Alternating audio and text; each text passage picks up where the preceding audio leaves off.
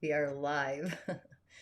InShalla and Ashe. I am Tonya D, holistic Sha'medium and subtle energetic surgeon, merging the indigenous technologies, the medicines, with the energetic field centers and a few little pathways. But welcome to the daily snippet. It's a triumphant Tuesday, or at least I'm going to tell myself that. And the cosmic energy of today is one of a galactic soup. So what does that even mean? Being that we are in the season of Sagittarius, it's what does my heart truly believe to be true. And our spicy or our spidey senses are galactic super juicy. Our feelings are the engaging component in the world and also outside the world, our inner and our outers. So even into the galactic highway, the stream. So it feels like the Hitchhiker's Guide to the Galaxy just opened up and you need your towel handy, seriously. However, the element of the day is the monkey. There we go. It's a young fire monkey, the being the Shen, or the being Shen. It's like, oi, oi, oi, no nature to feed the fire, no fire to ground the heavens to the earth. So we definitely need to be in our authenticity today, connecting with spirit, all those aspects of spirit, and reconciling and finding the clarity in everything and all the things.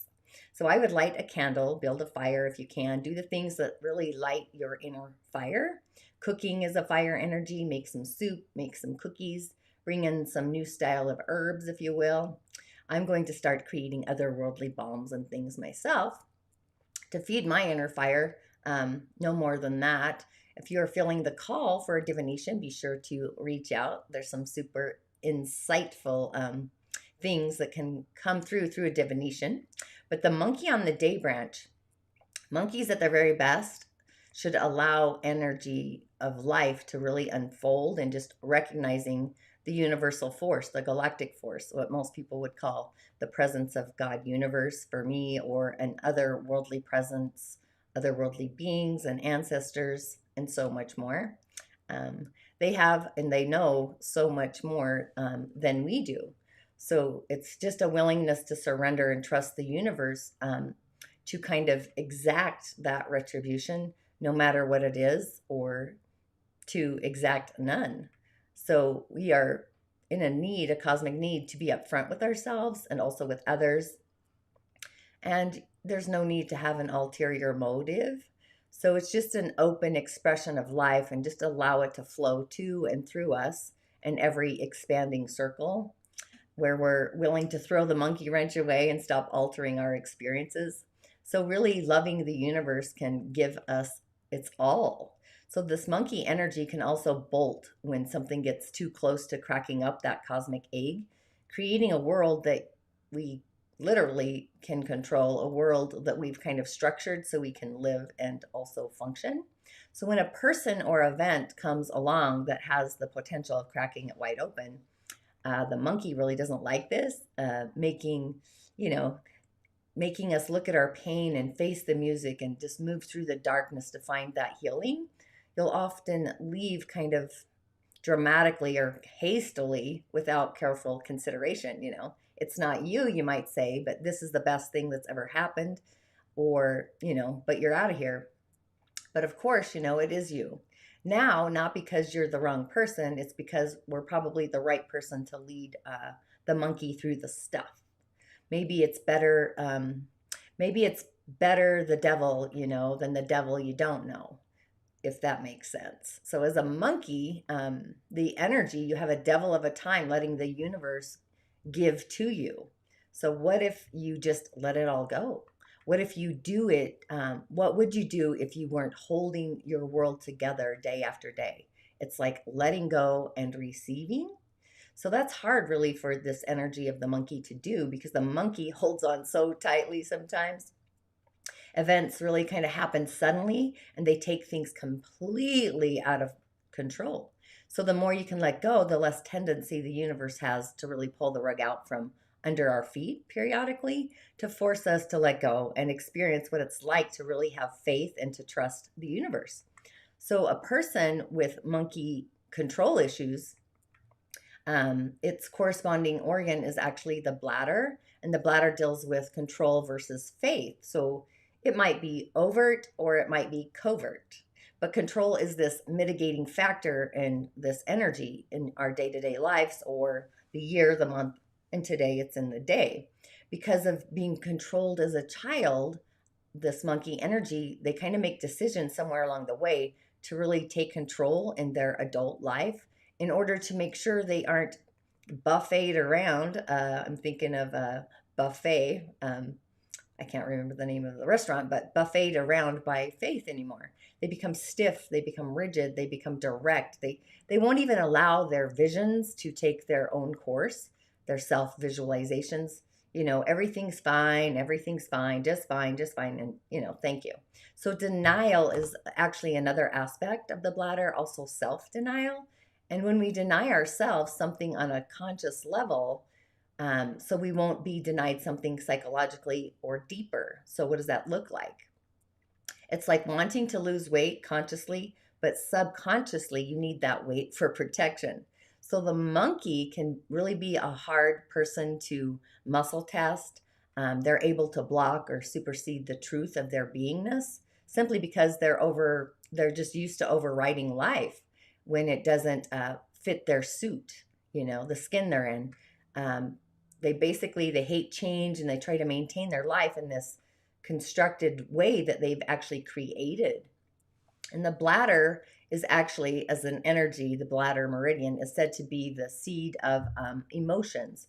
And what this does is, like, a lot of emotional disorders can be reached through this meridian. A favorite expression about the monkey is a monkey on our back. Certainly when we have the need to control everything around us, right? It's the monkey on our backs that really needs to come off. So a positive expression is to visualize the monkey as a free spirit, up high in a tree, seeing far and wide, and just providing vision for the path, a mountaintop view, a different perspective. Or another expression is throwing in a monkey wrench in order to really stay in control. So a monkey person often employs that wrench, something to cause really a problem, to really control the situation in order to keep the other person kind of off balance. So what do we do typically, right? A monkey really needs to let go and to surrender to the universe and trust it to give us everything that we want and everything that we need, to recognize when we get into that denial and decide not to express that frequency anymore. So it's just kind of like where we need to realize that it really wasn't God, universe, who mistreated us as a child, but typically it's the mere mortals who are trying to control their world, not the immortals, right? So you need to be tough enough to allow someone or something, for example, like therapy or a divination, to really crack open that cosmic egg, that cosmic code, and face what's inside in order to get the monkey off of our backs. To know that only we can deprive ourselves really of anything. So the best cure is to just let go and to see what the universe would do if we allowed it to have that chance. So in whatever area that you might be experiencing something that you want to change very badly and it just doesn't seem to budge, look to see where you might have a greater subconscious need to fulfill inside of you, so you will deny yourself that very thing, that very essence. So you kind of need to reverse that energy and just let go so that we can get what we need and allow the universe to do the justice in whatever way it deems appropriate, even if there's no justice at all. So just the need of letting go and allowing life to flow, that's where faith comes in, and the trust, and just stepping back and being detached and just watch it all play out like a movie screen and realize that there truly is a reason for everything. This is when we get the memo. So we all have this energy somewhere, and life will really run a lot smoother when we can literally pull back on our natural need to control and direct the course of our lives. and just watch the universe provide that perfect solution. So energetically, it's somewhere in our person, in our energetic field, where we find the need to control, or even monkey people mirror to us those controlling elements as well. So this is where we need to just let go and really trust the most in our authenticity. This is where we can place an importance on our duties or actions or our character, and we're placing out on that cosmic altar the law of what our heart authentically really wants to attract. So we have our feelings kind of bouncing off of other people's feelings, creating either a merge or repelling, kind of like a magnet. When magnets are at their opposing forces, it either attracts or it repels, depending on that force, right? So this is a breakdown and also a breakthrough of these entangled webs, those cosmic webs. Whatever feelings kind of are bubbling up and rising, they get their charge from the heart center and they radiate out into the soul's harmonic. You might have flutters of anxiety, not knowing where you belong, your heart belongs. I've been feeling this, my belonging, the rug has literally been pulled out from under my feet. So the clarity, or I should say the lack of clarity, could be adding to the cosmic soup, that lightning bolt charge, bringing in those ingredients of fear and anxiety, and possibly being impatient. So take a pause and take a breath. It's the best thing. Like hold for a count of 3. That's kind of what I do. Or on the other side, you have this super juicy energy and you're excited and you're feeling the joy. So there's two sides of the same coin, where the initial emotional charge is going to attract experiences that really reflect our inner emotional spark, our light. And the one that really creates the juice, the cosmic code, our true feelings, our authentic beliefs, will kind of attract to us that reflection, that mirror, that etheric mirror. So you might respond negatively to what you attract due to being in denial, the monkey, of how that authentically feels. So if you see your feelings in somebody else, your heart might reject what you see and have that breakdown, just pushing away the situation energetically. Could be a person, a thing, event, a situation, because we're having a cosmic shift when this happens. We're having a mountaintop perspective of you about the future. So you also might be feeling super juicy about the future in itself, and you could also attract an experience that both verifies and confirms. And that's when the belief itself is going to be validated and you're going to know it's authentically true.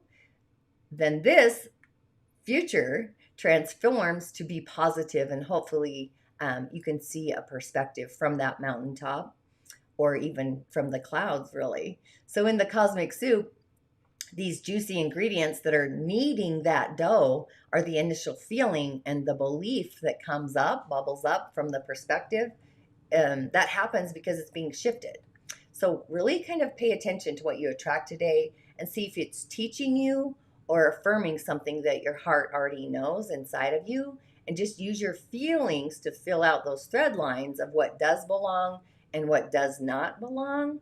Just cleaning out the cosmic cobwebs in our field, and just follow what you feel, our feelings, what feels, where you feel like you belong from that mountaintop perspective. And you're just going to know something is right by those feelings about it. In the end, it's going to resonate through and through your beingness, or it's not going to. So with our crown center being online today, the light of white silvery, or I kind of like a silvery purple. I feel like that would actually be in essence. It's Egyptian purple is kind of what I'm seeing. So I went with the stone that's super juicy. I can't really say. It's called Apophyllite. But it resonates with the crown, the spiritual connection center. It's the sound of the ong and nature, the sound of swishing. But the stone is opening us up to our crown. Let's get rid of that. Let's add that. Perfect. So the meaning of this name, it comes from the Greek word to flake off. So this is a white crystal usually, but it comes in shades of blue, greens, yellows, pinks, and it can also be colorless. but it's believed to calm the mind and be a cleanser of those negative thoughts. So just by calming the mind, and it'll raise our vibration. Um, so despite the delicate sounding of this name and the crystal, the spirituality within it is strong, and it's shot with incredibly high vibrations and frequencies. It's a soul star stone, a place where the masculine and the feminine energies both meet and merge. It's a crystal of divine white light that is ever ready to protect us to places within the astral realms when we were traveling, giving us deep insight as well. So it's just, its homage, like it feels its image of this frozen water, and it holds a high water content, which actually brings about the incredible ability to conduct electricity. So it's got this ever charged energy within it that you would think that it was all about the buzz, but in fact, the crystal kind of stays soft and serene, and it's really geared towards glorious, gentle healing. So it's just this clear resonator that conducts that electrical charge and connects us to those higher planes, those otherworldly planes. It's an incredibly spiritual stone, and it will clear, in galactic forms, the negative energy and those tumbled emotions. So this crystal really gets to work quickly and removes blockages, making sure that our heart and our head really stay clear and connected and just ready to overcome those mired feelings of stress or anxiety, channeling thoughts and feelings that really surpass our simple borders. So it's also known for its ability to tap into our hidden psychic powers, from clairvoyance and visions to just linking spirit and truth together. So it's got big things in store for those of us who are really open to deepening our spiritual practice and really working with our medicine.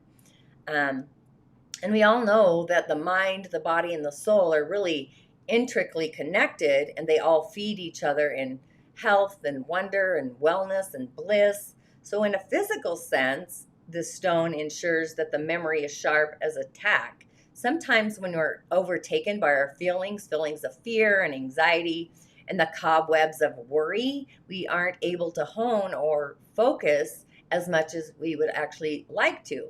So just being a stone of natural healing, it relieves physical issues associated with stress by dramatically reducing the stress factor altogether. And the Tibetans would also use this stone to help with breathing problems, things like asthma or allergies. It feels like it also connects with the element of mineral or metal for that spiritual connection. And you can really say farewell to the negative thought patterns that are no longer serving you as we embrace the laid back vibes and the mental clarity that comes with this Apophyllite stone. Thanks to its high water content, the stone reminds us that even when we feel stuck or frozen, that there is always a flow sitting beneath the surface. So just by tapping into our inner wells, we can turn on the tap that water and release that stored up energy and sending it into a sublime direction to where it truly needs to go. So it's all about becoming enlightened to ourselves and finding that mental clarity that we need to really move forward. It brings about actionable energy and asks us to leave our baggage behind so that we can finally fly free and high without excess weight that we might have been clinging to. It's that monkey on our back, right? We can release that. So just being this in-depth cleanser of the negative energies, it's here to connect us with our higher purpose and help us to travel further than we ever thought was possible or even imaginable. And being a stone that's linked to the astral traveling realm, it's connecting us with angels, clairvoyance, psychic visions, cosmic quests, and just expanding our consciousness as far as we'll allow it to go. So to do this, Apophyllite connects first with our heart center, so it's able to open us up for giving and receiving love with ease and gratitude and blessings. Not just the love that the universe has to offer us, but that authentic self-love and trust in our own intuition and our own personal magic. It also, secondly, it connects us to our third eye center, where our infinite wisdom kind of sits, our wisdom channel. And it also connects us to our crown center and gives us the key so we can unlock our own inner gate to the wider cosmic world, to the consciousness streams. That's kind of what I call those. So a magical stone there. And then, ding dong, there we go. The cards of the day, I went with my Grand Lux Tarot. So these cards are super juicy. I love the color. I love all the details. Really haven't played with them a lot. They were a gift to me.